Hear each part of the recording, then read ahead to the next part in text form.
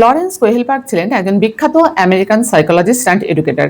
আমেরিকার একজন বিখ্যাত মনোবিদ এবং শিক্ষাবিদ ছিলেন লরেন্স কোহেলবার্গ।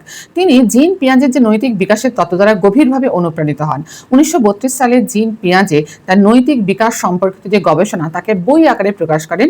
বইটির নাম হচ্ছে the moral judgement of the child.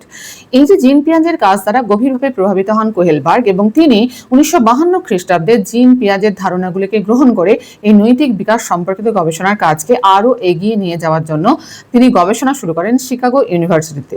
এর 6 বছর পর হার্ভার্ড ইউনিভার্সিটিতে তিনি অধ্যাপনার জন্য আমন্ত্রিত হন এবং সেখানেই তিনি আজীবন কিন্তু এই অধ্যাপনা করে যান, নৈতিক বিকাশ সম্পর্কিত গবেষণা তিনি করে যান।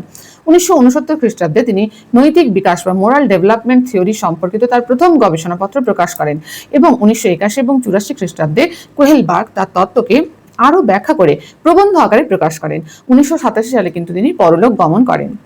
দেখা যায় যে লরেন্স কোহেলবার্গ মূলত তার নৈতিক বিকাশ তত্ত্ব বা মোরাল ডেভেলপমেন্ট থিওরিতে বাচ্চাদের মধ্যে কিভাবে ধীরে ধীরে ভালো মন্দ বিচার করার বোধ গড়ে ওঠে সেই সম্পর্কেই গবেষণা করেন এবং এজন্য তিনি কোন পদ্ধতি গ্রহণ করেন না মোরাল ডাইলেমা বা নৈতিক দ্বন্দ্ব তিনি প্রয়োগ করেন এই সংক্রান্ত গবেষণার কাজ করার জন্য।